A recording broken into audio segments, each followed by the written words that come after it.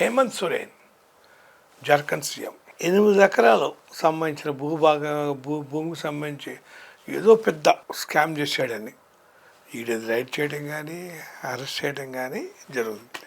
మరి దీని మీద ఏం చెప్తారు? ఇప్పుడు హేమంత్ సోరెన్ ఆ భూమి కుంభకోణంలో మనీ లాండరింగ్ పాల్పడాడనేది ఆరోపణ.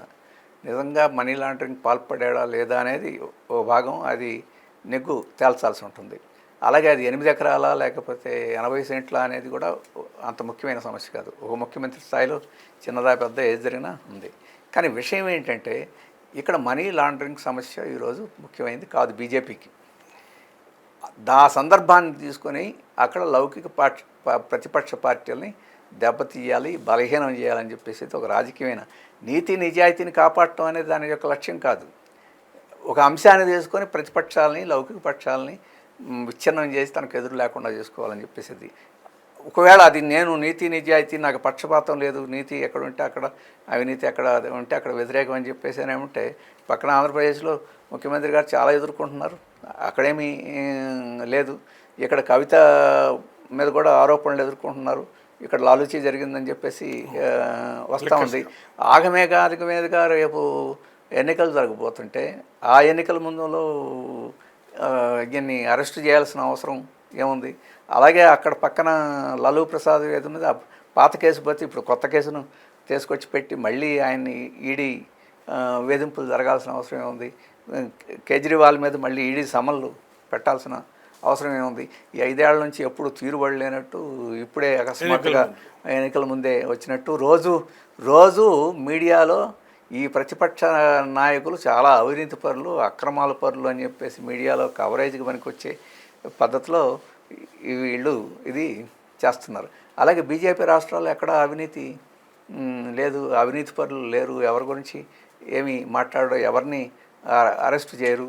బీజేపీ మిత్రుల మీద కూడా ఎక్కడ ఏమీ ఉండవు.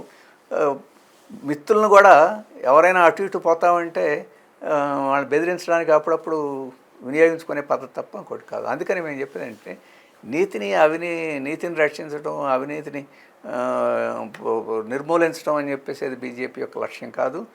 ఈడీ కానీ, ఇన్కమ్ ట్యాక్స్ కానీ, ఎన్ఐఏ కానీ ఇటువంటి వాటిని ఎన్నికల సాధనాలుగా ఎలక్షన్ కమిషన్ ఎన్నికల సాధనాలుగా వినియోగించుకొని అందుట్లో లౌకిక ప్రతిపక్ష పార్టీలని దెబ్బతీయడం, అలాగే మిత్రపక్షాల వాళ్ళని కాపాడటం, అలాగే కొంతమందిని బ్లాక్మెయిల్ చేసి మద్దతు కూడగట్టుకోవడానికి ఉంది. ఇంతేకాదు, ఈరోజు మహారాష్ట్రలో ఒక 50 మందిని అటు మార్చినా, లేకపోతే ఇంతకుముందు మధ్యప్రదేశ్లో చేసినా ఇటువంటి వాళ్ళని అవతల పక్షంలో గెలిచిన వాళ్ళని తమ పక్షంలోకి చేర్చుకోవడానికి వీటిని వినియోగించే పద్ధతిలో ఉంది. అందుకని ఇది స్వచ్ఛమైన వాస్తవంగా కల్తీ పనులకి రాజకీయ ఈ సంస్థల్ని వాడుకునే ఒక అవినీతి రాజకీయం తప్ప ఇంకోటి ఏం లేదు. అంటే ఇప్పుడు ఈడీ, సిబిఐ, ఐటీ అలాగే ఒక రాజ్యాంగ సంస్థలు ఉండి ఇంత నిస్సిగ్గుగా అసలు ఏ విధంగా రాజుకు తలుచుకుంటే కొరడా దెబ్బలకు కరువు అయిందని నిస్సిగ్గుగా పాలకులు వ్యవహరిస్తుంటే అధికార బృందం నిజాయితీగా వ్యవహరిస్తుందని చెప్పి అనుకోవడం మనకు అత్యాశ అవుద్ది. వాస్తవంగా ఈ నిరంకుశ అధికార బృందానికి బ్యూరోక్రసీ, ఐఏఎస్, ఐపీఎస్ వీటన్నిటికీ అధికారంలో వస్తుంటారు పోతుంటారు రాజకీయ పార్టీలు. మనమందరం పరిపాలనలో రూలు, చట్టం, పద్ధతి ప్రకారం ముందుకు పోవాలని వాళ్ళకి నేర్పుతుంటారు. నేర్చింది ఎవరైనా శంకరన్ లాంటి వాళ్ళు, లేకపోతే అట్లాంటి వాళ్ళు, వేణుగోపాల్ లాంటి వాళ్ళు, లేకపోతే యుగంధర్ లాంటి ఇట్లాంటి కొద్దిమంది ఎక్కడైనా ఉండొచ్చాము. కానీ ఎంతమంది ఆ రకంగా నిలబడగలరు? అలాగే వాళ్ళు ఎంతకాలం నిలబడగలరు? కొత్తగా యువకులుగా వచ్చి 4 రోజులు కొంత హడావుడి చేసిన ఆ తర్వాత ఈ ఒత్తిళ్ళన్నింటినీ తట్టుకోకపోతే వాళ్ళందరి మీద ఈ ఈడీలు ప్రయోగించడమే ఉంది. ఈడీ మీద ఎన్ఐఏని ప్రయోగిస్తారు, ఎన్ఐఏ మీద ఈడీని ప్రయోగిస్తారు. లేకపోతే వీళ్ళందరూ కాకపోతే బయట అనధికారికమైన గూండాలని ప్రయోగిస్తారు. అందుకని బ్యూరోక్రసీని కలుషితం చేయడం కూడా, బ్యూరోక్రసీని రాజకీయం చేయడం, కలుషితం చేయడం, అవినీతిమయం చేయడం కూడా ఈ రాజకీయ వ్యవస్థ యొక్క ఒక ముఖ్యమైన ప్రభావం. అందుట్లో బీజేపీ అధికారానికి వచ్చిన తర్వాత మిగతా బూర్జువా పార్టీలోనా కొంత జరుగుద్ది, కానీ బీజేపీ వచ్చిన తర్వాత అది ఒక కళగా మార్చేసింది. ఇప్పుడు అది ఒక చాణక్య నీతి అయిపోయింది. ఇప్పుడు ఎక్కడ చూసినా ఇప్పుడు నితీష్ కుమార్ చాణక్య నీతి, ఇప్పుడు ఇదంతా అమిత్ షా చాణక్యనీతి అంటే అవినీతి అక్రమాలు ఆశ్రిత పక్షపాతాలు ఈడీలు ఇవన్నీ ఎట్లా అంటే ఆ చాణక్యుడు ఏం చెప్పాడో కానీ పూర్తిగా అతని పేరుని అప్రతిష్ట పాలు చేసే పత్రలో ఈరోజు ఇది జరుగుతూ ఉంది.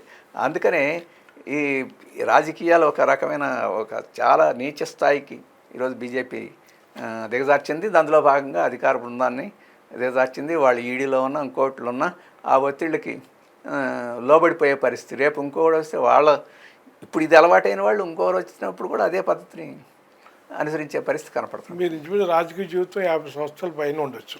ఇంత అవకాశవాదానండి, అవినీతి అనండి, ఇంత భయంకరమైన మీరన్నారు నీచ రాజకీయాలు. ఇటువంటి పరిస్థితి ఎప్పుడు చూసారు మీరు? 50 సంవత్సరాల పైనే మీరు రాజకీయ జీవితం ఉండదు. అంటే గతంలో కూడా అవినీతి ఉండేది, అవినీతి అధికారులు ఉండేవాళ్ళు, నీచ రాజకీయ అవినీతి రాజకీయ నాయకులు ఉండేవాళ్ళు, అవినీతి పనులు రక్షించే పద్ధతులు ఉండేవి.